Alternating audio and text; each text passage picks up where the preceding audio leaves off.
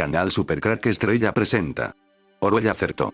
Los niños nos van a vigilar. Como ya sabéis, en mi canal me gusta tocar temas muy variados.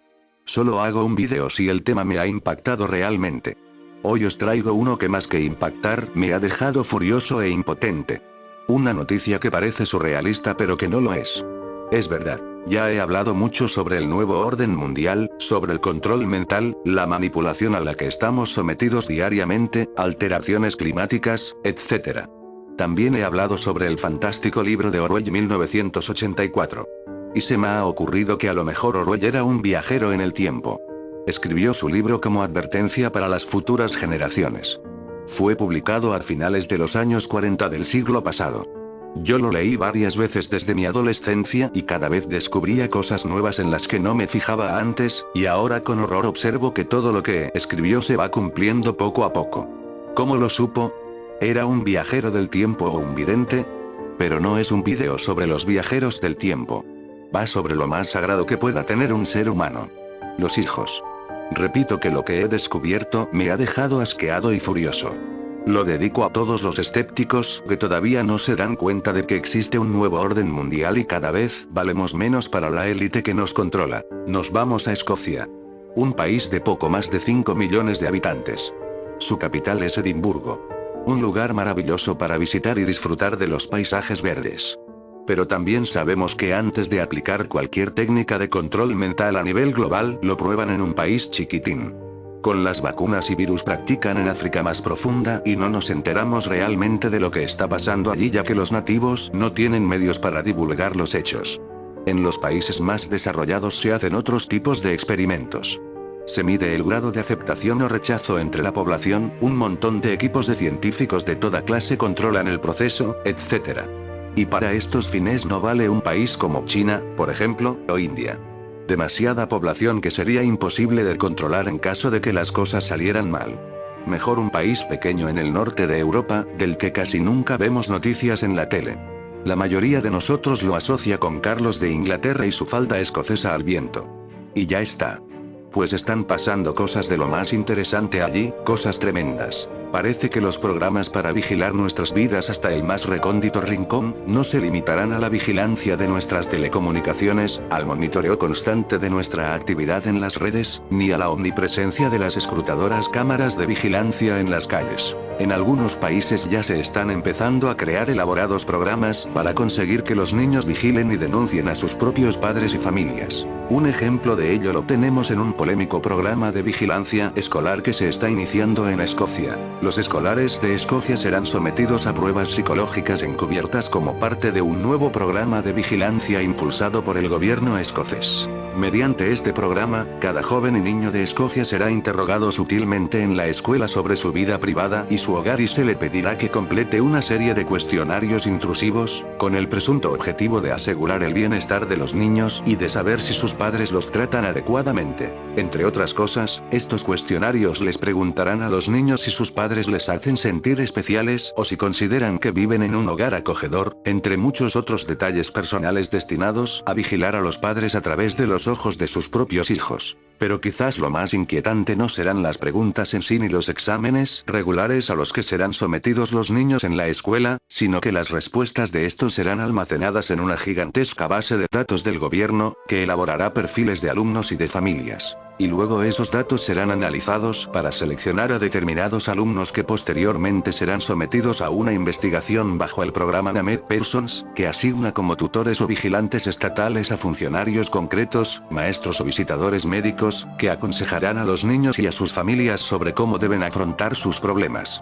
Los alumnos escoceses deberán ir haciendo frente a estas pruebas intrusivas regularmente a lo largo de toda su carrera escolar, desde que entren en la escuela hasta los 18 años o más allá si repiten cursos. Se alentará a los niños más pequeños a que divulguen información en las clases acerca de sus familias y de su vida en el hogar, mediante juegos con tarjetas y canciones para que se familiaricen con la definición de bienestar estipulada por el gobierno escocés. Los niños más mayores se enfrentarán a toda una amplia serie de preguntas, en áreas que irán desde la vida familiar hasta la salud sexual, y se les pedirá que evalúen sus experiencias en todos estos campos en una escala de 0 a 10. Una de las pruebas a las que se someterá a los niños, una herramienta llamada Lo que pienso, está diseñada para desentrañar los detalles más íntimos de las familias de los alumnos a través de preguntas directas, incluso en las guarderías. Los maestros de todo el país están siendo entrenados sobre cómo transferir correctamente las respuestas de los niños a la gigantesca base de datos, mediante ejemplos de posibles testimonios hipotéticos de los niños sobre sus vidas.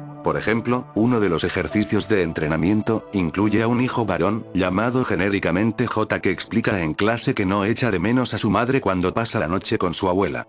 Otro ejercicio describe a un niño que cuenta que se hizo un corte en el labio jugando solo en el parque y que cuando volvió a casa llorando, su padre le grita, diciéndole que es un niño grande y que no debe llorar como un bebé. Otro ejemplo de entrenamiento hace referencia a un niño que cuenta que siente miedo en su habitación y que a veces su madre le permite mantener la luz encendida, aunque a veces lo castiga apagándola si no se porta bien. Estos son ejemplos con los que se entrena a los maestros para que aprendan a describir los testimonios de los alumnos de forma adecuada cuando los suban a la gran base de datos. En el Concejo de Angus, a los alumnos se les pregunta, mediante tarjetas, cosas como: ¿quién limpia tu casa? ¿Es acogedora? ¿Quién hace el té? ¿Cómo está tu habitación? Estas tarjetas también se han elaborado para los padres, animándoles a comportarse de una manera que constituya un buen ejemplo para su hijo y participando en actividades de la comunidad.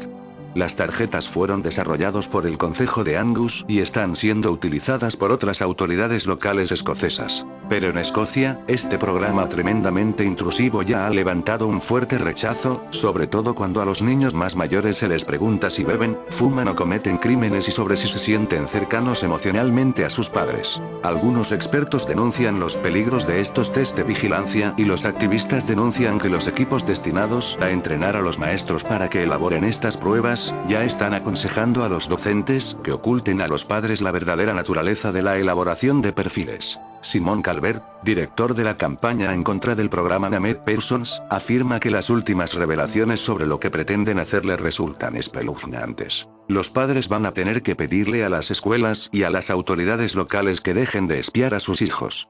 Psicológicamente, la manipulación de los jóvenes para extraer de ellos información confidencial es algo fundamentalmente equivocado. Pero almacenar además toda esta información en una base de datos gigante es asombrosamente temerario. Es algo orwelliano, inmoral y tiene que ser detenido inmediatamente. Como decíamos antes, los datos recopilados por los maestros durante las pruebas de control regulares, son subidos a una base de datos estatal y analizados en el programa Named Persons, que juzga el bienestar de cada joven, contrastando los datos obtenidos con una lista de comprobación del gobierno, que incluye indicadores tales como si el alumno necesita ir al dentista, si se porta mal en clase o si no se presenta voluntario a realizar determinadas actividades. Una investigación que involucra a trabajadores de los servicios sociales podría hacer un seguimiento de un joven si este no se muestra en general optimista, si no muestra actitudes positivas hacia la sexualidad de los demás o si se lesiona jugando algún deporte. Cada una de las 32 autoridades locales de Escocia ya está recibiendo el software necesario para realizar un seguimiento adecuado de los alumnos, su rendimiento y su comportamiento, en un sistema llamado SENIS, con información compartida con el gobierno escocés y el NHS, Servicio Nacional de Salud del Reino Unido. Los críticos dicen que este esquema de elaboración de perfiles va incluso más allá del controvertido sistema Contact Point de Inglaterra, que fue desmantelado en 2010 tras una catarata de advertencias y denuncias que afirmaban que era ilegal e inseguro. Ahora se teme que la centralización de los perfiles, datos y archivos de 1 millón de niños escoceses, incluyendo su nombre, dirección, aficiones e incluso fotografías, así como el trayecto que realizan cuando van a la escuela, les puede exponer al riesgo de ser secuestrados. El Dr. Stuart Wayton, profesor de sociología en la Universidad de Abertay en Dundee, Escocia, afirma que un problema importante con los profesionales de la campaña Named Persons es que no parecen creer que la familia como institución privada sea importante para la sociedad. Su mirada deformada de la realidad les hace percibir la confianza, la lealtad y la privacidad en el seno de las familias, como un conjunto de secretos que se ocultan a puerta cerrada y que deben ser desvelados. Una vez que estos programas consideren a todos los niños como vulnerables y a cada familia como algo potencialmente tóxico, el resultado será que estos profesionales de la vigilancia, cada vez verán menos problemas en interferir en la vida privada de los niños, sus padres y las familias bajo el esquema Named Persons. Cada niño tendrá un tutor del Estado asignado al nacer, para supervisar su bienestar hasta la edad de 18 años. Todas las familias recibirán 11 visitas obligatorias para inspeccionar las habilidades de los padres antes de que un niño comience a asistir a la escuela. Los trabajadores de Named Persons tendrán derecho a exigir información y compartirla con la policía y los trabajadores sociales, sin el conocimiento o consentimiento de los padres. Maggie Mellon, vicepresidenta de la Asociación Británica de Trabajadores Sociales y exdirectora de la organización benéfica Children UNST, afirma que los indicadores de bienestar que se utilizarán en esta herramienta, claramente están siendo utilizados como un método para examinar a los padres. Según Mellon, con las pruebas de vigilancia a los niños, en realidad no se intenta medir la felicidad o la creatividad del niño, sino vigilar a las familias. De hecho, este esquema de vigilancia trata a los maestros y cuidadores como profesionales y expertos neutrales incapaces de equivocarse, mientras insinúa que los hogares familiares son entornos peligrosos que deben ser monitoreados y vigilados por el bienestar de los niños. Pero Mellon denuncia que la realidad, muchas veces es la opuesta. Según Mellon, muchas veces los niños llegan a sus casas hablando de cómo sus maestros o cuidadores en las escuelas, les han gritado o castigado por hacer cualquier cosa. Pero los padres no se dedican a anotar los nombres de esos maestros que han castigado a sus hijos y a subirlos a una base de datos nacional para que otros padres puedan controlarles como si fueran unos criminales. Además, este programa de vigilancia hacia el bienestar de los alumnos, no tiene en cuenta la posibilidad de una opinión sesgada por parte de los maestros hacia sus alumnos o sus familias. El programa no tiene en cuenta que los maestros pueden tener prejuicios acerca de sus alumnos y sus padres, por el simple hecho de que sean pobres, negros, madres o padres solteros, parejas gays o cualquier posible prejuicio que altere la percepción del maestro y le impulse a perjudicar a dichas familias consciente o inconscientemente. Lo más grave es que esta herramienta de vigilancia, si nadie la detiene, va a empezar a ser utilizada y la información será interpretada como evidencia de un posible abuso o negligencia de las familias hacia sus hijos, lo que puede acarrear la destrucción de dichas familias con un simple clic de ratón y la aplicación del correspondiente protocolo. Como vemos, estamos ante una maniobra que de proliferar y extenderse a otros países, tendrá graves consecuencias a la hora de moldear la sociedad del futuro. Por un lado, permitiría la aplicación de un demoledor sistema de vigilancia social que serviría para debilitar el estamento familiar y reforzar así el poder centralizado del Estado y de una autoridad externa difusa, decidiendo todos los detalles relativos a la vida de los individuos. Todo ello aplicado por un Estado tecnocrático en el que los expertos ejercerán de auténticos padres de los niños y mediante el cual, los auténticos padres biológicos ejercerán únicamente de depositarios de los niños, casi como si fuera un préstamo que les hace el Estado. Pero lo más grave es que con ello se cultivará la mente de toda una generación de niños, que serán programados desde bien pequeños para revelar todos los detalles de sus vidas y de la intimidad de sus hogares. Niños que serán instruidos para convertirse en delatores de sus seres queridos, como si exponer los detalles de su propia vida y de sus propios padres a un extraño fuera la cosa más normal del mundo. Y como siempre, los pretextos utilizados para implementar estos monstruosos programas de control social parecen encomiables. No dicen que el objetivo es garantizar el sano desarrollo de los niños y su bienestar, como si todos los padres fueran unos criminales en potencia y las familias un pozo de perversión y malos tratos. Si no hacemos nada ahora, en el futuro vamos a lamentar enormemente no haber detenido el nacimiento de esta insoportable dictadura tecnocrática, mucho más sutil y por lo tanto, mucho más efectiva y terrible que la que nos exponía George Orwell en 1984. Y es que a veces hasta parece que Orwell pecó de ingenuo y se quedó corto. Si el vídeo te ha gustado, dale al pulgar arriba y suscríbete a mi canal. Canal Supercrack Estrella presenta.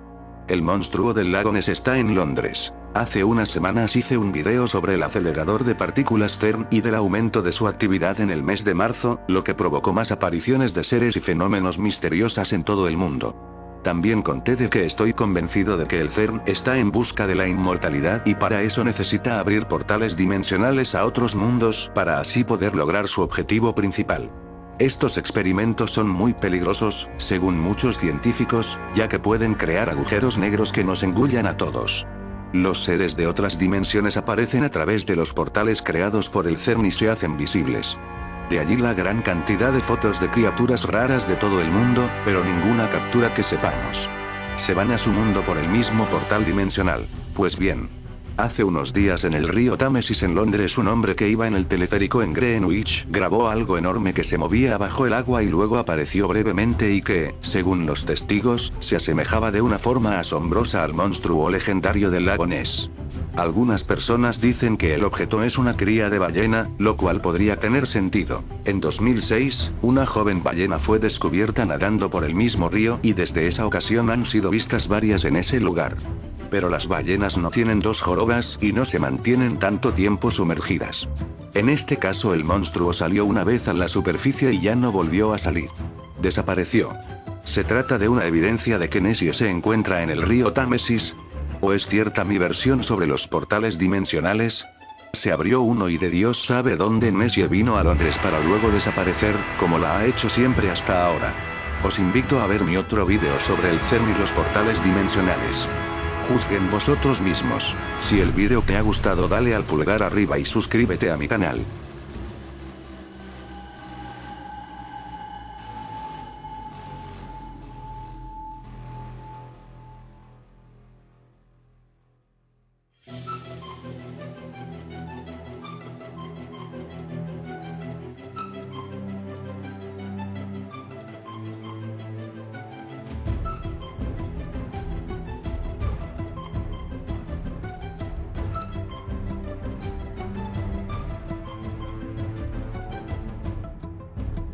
Canal Supercrack Estrella presenta. Lucian Freud. El pintor que dibujaba a reptilianos. Lo más interesante de este pintor Lucian Freud, es que él no estaba considerado un loco conspiranoico. De hecho es uno de los pintores modernos más reconocidos del mundo. Es considerado como uno de los artistas figurativos más importantes del arte contemporáneo.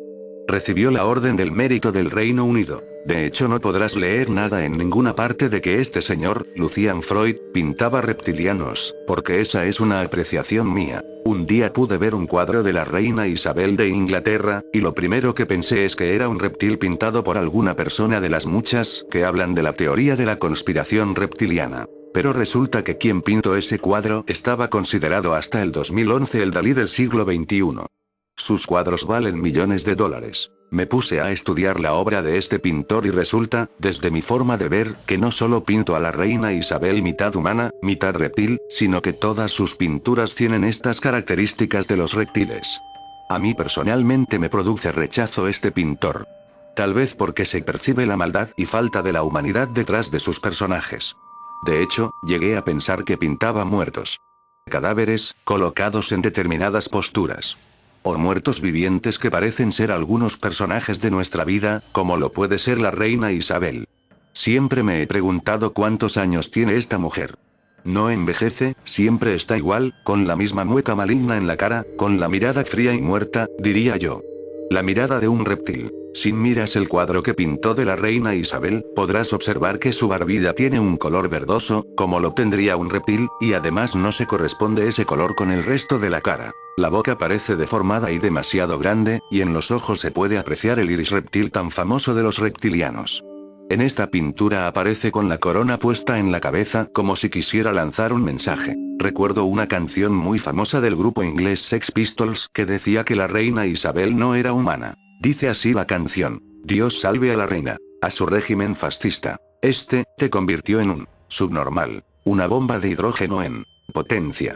Dios salve a la reina. Ella no es ningún ser humano, no hay futuro en el fantaseo de Inglaterra. Que no te digan qué quieres, que no te digan qué necesitas. No hay futuro. Ningún futuro. Ningún futuro para ti. Dios salve a la reina. Lo decimos en serio, hombre. Amamos a nuestra reina que Dios salva. Dios salve a la reina. Porque los turistas son dinero y nuestra figura decorativa no. Es lo que ella parece. Oh, Dios salve la historia. Dios salve tu chalado desfile. Oh, Dios tenga misericordia. Todos los crímenes se pagan. Y cuando no hay futuro, ¿cómo puede haber pecado? Somos las flores en la papelera. Somos el veneno en tu maquinaria humana. Somos el futuro, tu futuro. Dios salve a la reina. Lo decimos en serio, hombre. No hay futuro en el fantaseo de Inglaterra. Ningún futuro para ti. Ningún futuro para mí. Ningún futuro patati. Lo más curioso es que la reina después de esta canción condecoró al grupo Sex Pistols. Raro, ¿no? Por cierto, si tienes dudas de esto que te cuento, quizás esas dudas desaparecerán cuando mires el cuadro de la mujer con ojos de reptil que sostiene un gato en sus brazos. El color amarillo del gato coincide con el color amarillo de la mujer. Todo un mensaje de que reptiles con apariencia humana viven entre nosotros. Dibujó Lucian Freud la cara B de los personajes de sus grandes retratos como la visión de lo que hay al otro lado del espejo. Entre las piezas que sirven a Freud para cumplir su intención de mostrar a la gente no como parecen ser, sino como son en realidad son. Lucian Freud y sus espejos. Todo buen satanista sabe de la importancia de los espejos como portales a otra realidad que no podemos ver. Por esta razón Lucian Freud los usaba. Los espejos son fuente del realismo cruel del enorme pintor. Uso el espejo como recurso para retratar un interior en pequeña escala. Siempre el mismo espejo, uno que me gusta y conozco, contaba Lucian Freud acerca del espejo georgiano que lo acompañó siempre, desde 1943.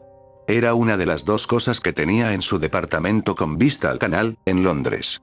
La otra era una cabeza de cebra. Freud usaba los espejos para lograr ángulos extraños, crear distancia y dar esa leve sensación de aislamiento. Porque, como a menudo revelan sus títulos, reflejo, autorretrato, pintor trabajando, reflejo, sus autorretratos eran imágenes especulares de un rostro que fruncía el ceño autoritario o entrecerraba los ojos para estudiarse de perfil. Como dijo Freud, pintarme a mí mismo es más difícil que pintar a otras personas. El elemento psicológico es más difícil. Cada vez más al espejo lo llevó de estudio en estudio. Freud utiliza el espejo como un combatiente, poniéndolo a sus pies y utilizándolo sobre él como un gigantesco inquisidor. Parecería que quisiera utilizar 3 espejos en diferentes ángulos, como si intentase atraparse por sorpresa para ver cómo es cuando lo vislumbra a alguien más. No quiero que mis cuadros se parezcan a las personas retratadas, llegó a decir. No quiero que sean como ellas. Quiero que las revelen. La pintura como revelación. Como camino para llegar a una epifanía tan imperiosa como inesperada. Como premonición, quizá. Como algo, en todo caso, que solo con el paso del tiempo acaba por mostrarnos su verdadero ser. Lucian Freud fue el pintor vivo más cotizado y nieto de Sigmund Freud, padre del psicoanálisis. La primera cuestión corresponde a la especulación mercantil del arte, la segunda es un hecho circunstancial de la genética. Lo que creo le dará la inmortalidad, será su obra. Y en ella, de manera especial, su visión del cuerpo humano. Para uno que no es especialista en pintura, enfrentarse a sus cuadros es una educación sensorial que se transmite a través de lo que las pupilas captan. La pintura de Lucian Freud, Berlín, 1922, Londres, 2011, es de intriga, desconcertante, irritante, fascinante, pero, ¿cuál es la posición del pintor? Es la curiosidad de Freud para el animal que somos, habitado por un alma, el cuerpo y el pensamiento reflexivo, se revela en la fuerza de la forma en que mira a sus modelos. Freud es a menudo un aspecto de lavado de cabeza, una pintura ausente flotando y, finalmente, la pintura yuxtapuesta, parece hipnotizar el sueño. Lucian abandona los procedimientos de un canon preconcebido, como un científico que observa un cuerpo. Es la singularidad de un cuadro desconcertado e incomprensible. Francamente, Lucian Freud representa la singularidad, por lo que crea las condiciones para una nueva reunión entre la pintura y su pintura que, a lo largo de su obra se enfrenta explícitamente ante los viejos maestros como Leonardo, Velázquez, Frans Hals, Rembrandt, Jean-Baptiste Cornard, Courbet, Cézanne, Imres, Watteau, Chardin, Georges Seurat, Joseph William Turner y Edward Vuillard. Desde mediados de 1980, la reputación del pintor se hizo más fuerte, lo que llevó a que varias generaciones de artistas más jóvenes se alimentaran de su trabajo. Sin duda, el público parisino se quedó atónito ante la exposición magistral, Lucian Freud, Realismo, exhibida en 1987 en el Centre Pompidou. El pintor anima a que se hable de la figura de su abuelo, el inventor del psicoanálisis. Lucian Freud, probablemente tiene razón. En todo caso, si se trata de búsqueda de los orígenes, influencias, vínculos. A Lucian lo encontramos en Berlín, en su ciudad natal, en el Blickschule a finales de 1920, que fue su mirada fría para empezar a pintar sus primeros retratos, después de la guerra. Lucian encendió el color gris claro y el hielo, como los cuerpos que son presa de una petrificación de la melancolía. El mismo pintor psicoanalista que encontramos en Londres una década más tarde, en el Slade School of Art, para sus estudios avanzados de anatomía, o junto a Bacon, que se reúne por primera vez a través de Graham Sutherland, y que ambos asisten en el medio bohemio de Londres, el Soho, y de forma regular hasta 1970. Lucian Freud es la pintura anatómica con una mirada diferente a la luz de la vanguardia europea. Magnetismo animal. Pues en sus retratos, a menudo pintadas no solo el hombre perdido en la singularidad de sus pensamientos, también relaja en la privacidad de los animales ecológicos. Detecta la presencia de un modelo animal que busca el calor de los animales a vivir en soledad. Un ejemplo es su cabeza de cebra, a principios de 1943-1944, una pintura surrealista que tratan de explicar su intromisión, lo que encaja con tanta familiaridad en la sala de Freud, el desfile burlesco de un zoológico donde los perros serán los reyes. Lucian Freud comienza a pintar la cabeza, luego los genitales de hombres y mujeres, en tamaño, recreándose en sus peculiaridades. Lucian destaca a los varones, en particular, un poder que recuerda a la primera época del Renacimiento. Volver a los genitales como el centro de la creación. Buscar en el punto fijo alrededor del cual el resto se vuelca en el Fauno Barberini, una escultura impresionante de la época helenística, que Bernini restauró. Es interesante cómo Lucian Freud, intencionalmente o no, desea continuar con la provocativa pose en sus pinturas de hombres desnudos durmiendo. Si el sexo ya no es el centro del mundo, es el centro de la cabeza a la gente del mundo, bajo el irresistible atractivo, por razones obvias, de confusión, en el límite de la provocación homoerótica. El trabajo de Lucian Freud es puramente autobiográfico. Es acerca de él mismo y su entorno. Es un intento de trabajo de las personas que le interesan. Lucian usa a la gente para sus misfotos, y en su sala pueda trabajar con más libertad, cuando esas personas están allí, en su estudio. Freud acabó rodeado por un rumor que escandalizó a la sociedad británica, todavía estamos hablando del famoso retrato de la reina de Inglaterra, que una década, y lo que es sagrado por el mercado, el rey, el artista vivo más caro del mundo. Se trata de una pintura confusa, de la más famosa de las más famosas en el mundo. Y todo por realizar un retrato de 2001 de la reina Isabel II de Inglaterra a través del primer secretario de la reina, un amigo del pintor. Este proyecto fue propuesto hace varios años, pero había sido rechazado por el propio pintor. Por supuesto, el número de sesiones se limitó a un solo día, del que el pintor pronunció: probablemente piensan que soy muy lento. Pero, en realidad, voy a 150 por hora, y si voy más rápido, el coche podría darse la vuelta. A mí personalmente me produce rechazo este pintor. Tal vez porque se percibe la maldad y falta de la humanidad detrás de sus personajes. De hecho, llegué a pensar que pintaba muertos. Cadáveres, colocados en determinadas posturas.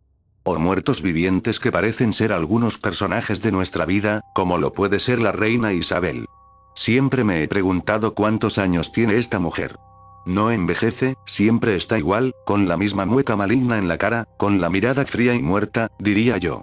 La mirada de un reptil. Si el vídeo te ha gustado, dale al pulgar arriba y suscríbete a mi canal.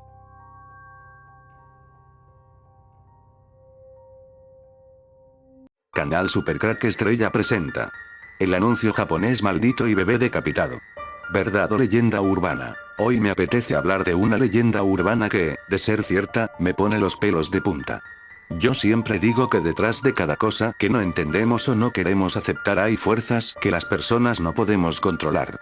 Las hay benignas, pero también malignas. Creo que están en un relativo equilibrio y en una lucha continua.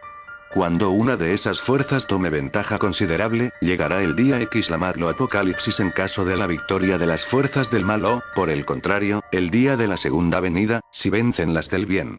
Aunque estén en empate, nosotros siempre creemos que gana el mal, ya que lo malo siempre se ve más.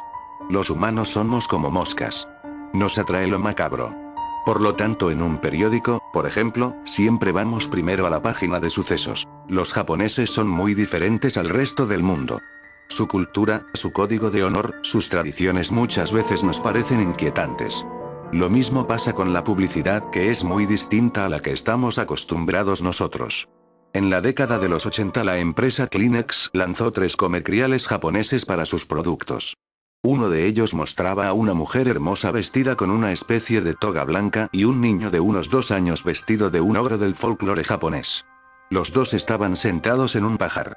Cada anuncio tenía la canción It's a Fine Day de Hane y Barton tocando en el fondo. La canción traducida dice así: es un buen día. La gente abre las ventanas. Salen de sus casas. Solo quiero un corto paseo. Es un buen día. La gente abre las ventanas. Salen de sus casas. Solo quiero un corto paseo. Ellos caminan por el jardín. Se ven en el cielo. Es un buen día. Va a ser una buena noche hoy. Va a ser un buen día mañana. Y la letanía continua de la Lala.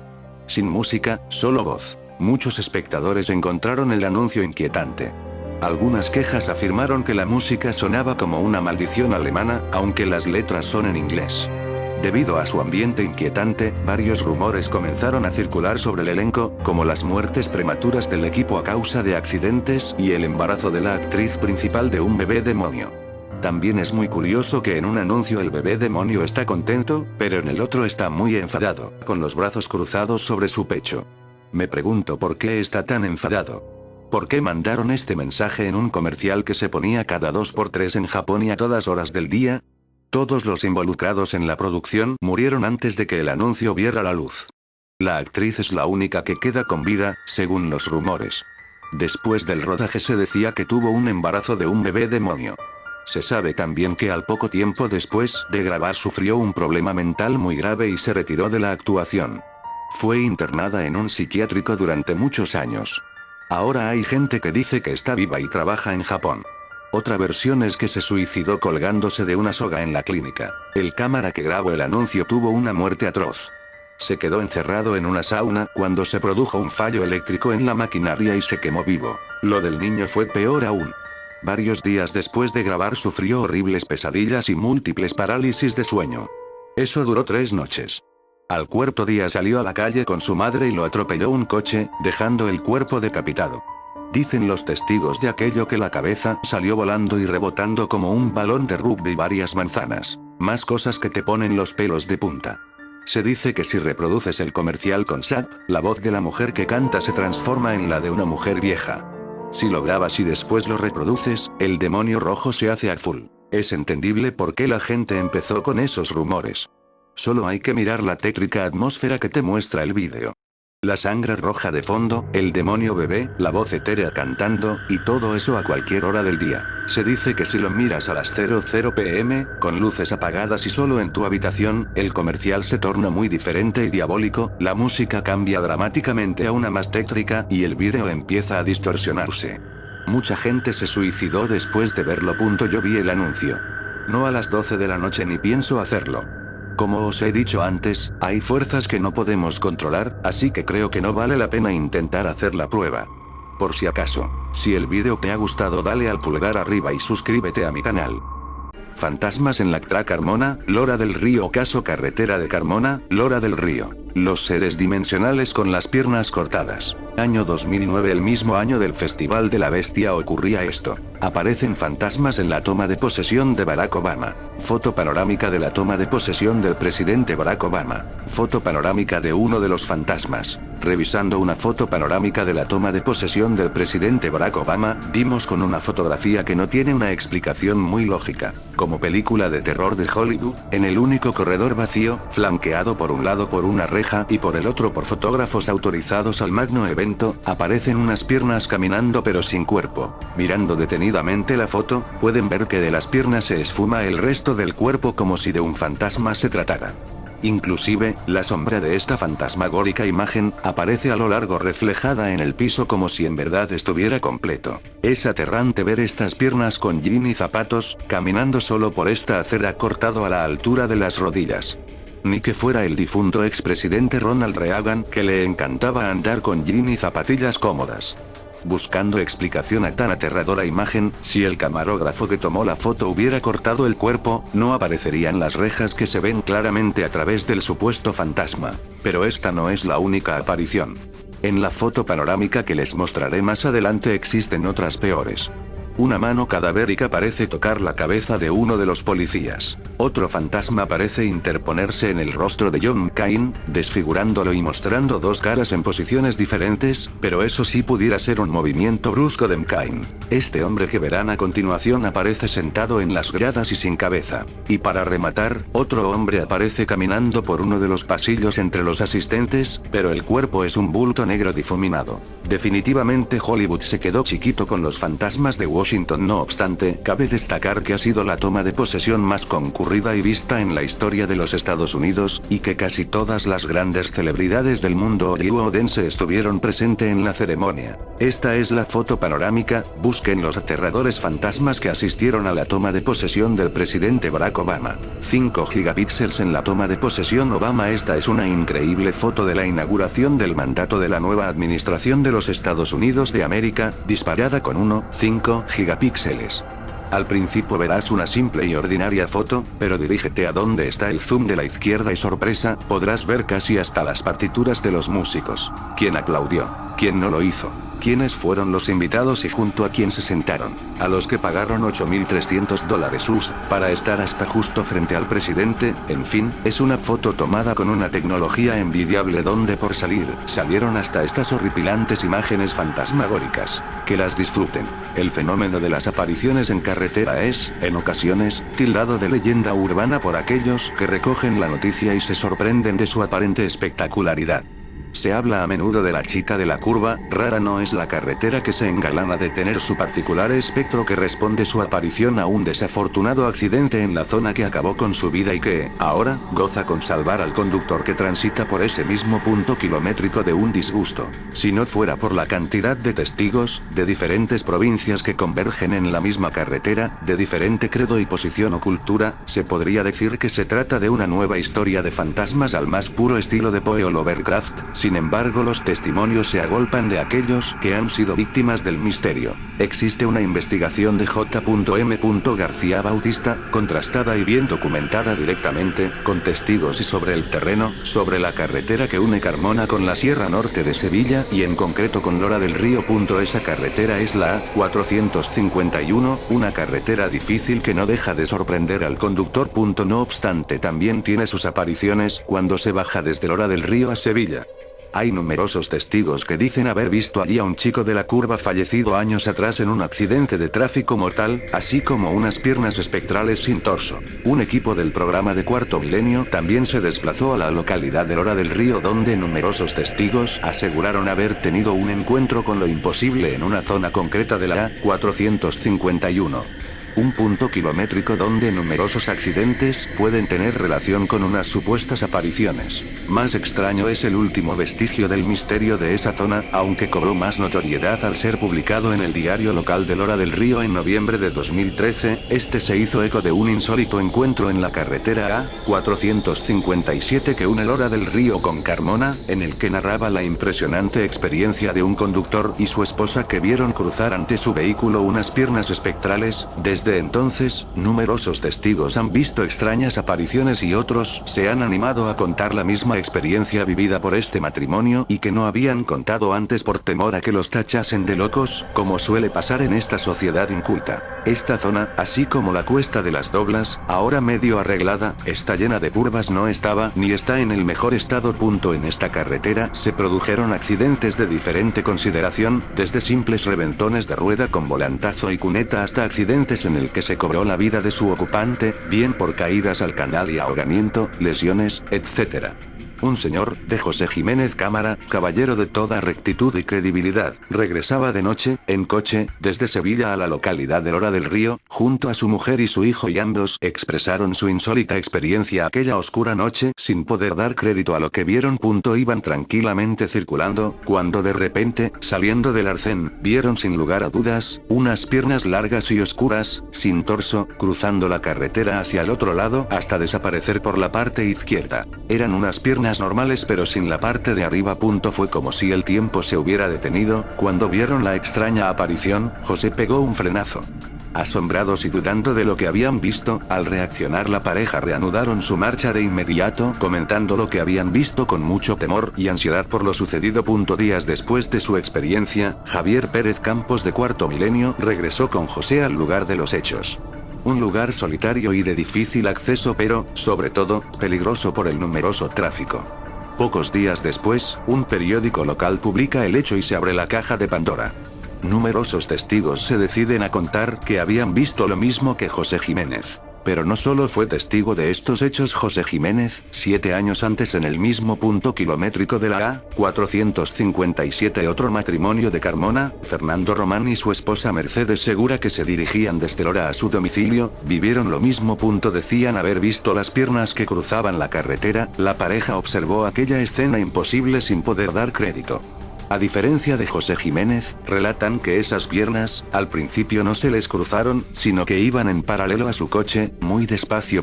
Fernando casi atropella a las piernas fantasmales, por lo que aminoró la velocidad y las piernas cruzaron, todo durante unos segundos y se desvanecieron.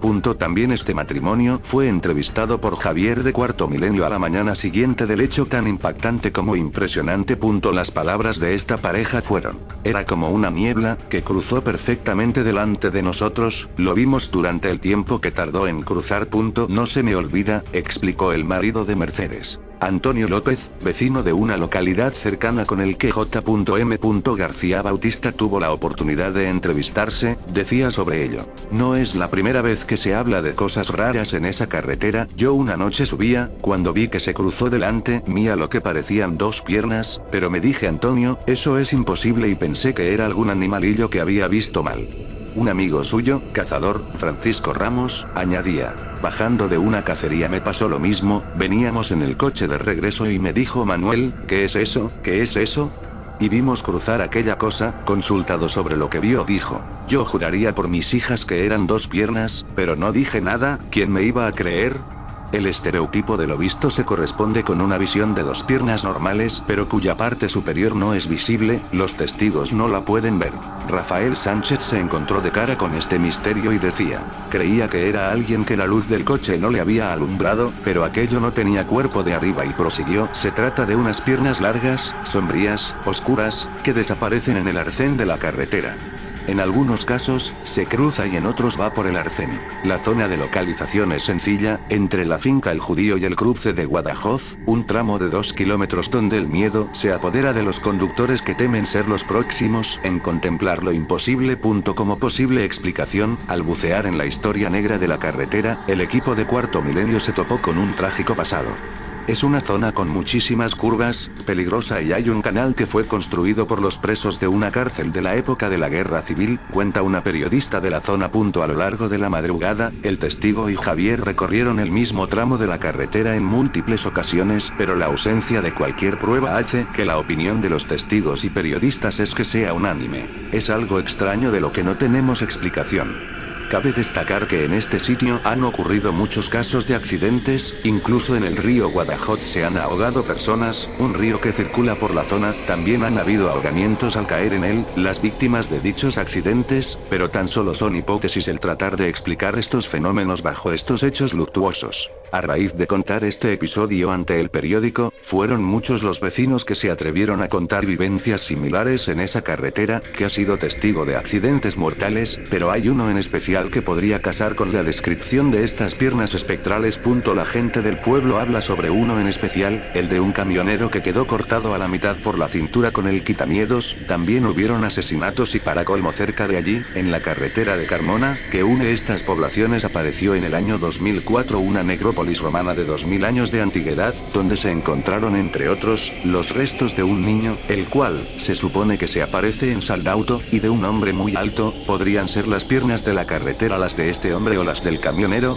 Esta necrópolis está a los pies de la iglesia de la Trinidad, donde han construido un edificio y han dejado los huesos enterrados en el patio comunitario de los bloques. En este tipo de fenómenos se han de reunir muchas pruebas relatadas por distintas personas, procurando hablar con ellas en las fechas más cercanas a lo acaecido para que no pueda interferir la falta de recuerdos o tener los mismos borrosos.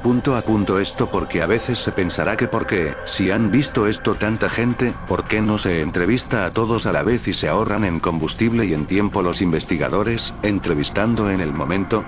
Pues muy fácil, porque no a todo el mundo se le aparece a la misma vez y porque hay mucha gente que no tiene la valentía de dar la cara y hablar de estos temas, pensando siempre en qué dirán. Menos mal que siempre quedan gente que aportan su grano de arena, seguros de sí mismos y sin importarles la tontuna de esta sociedad hipócrita.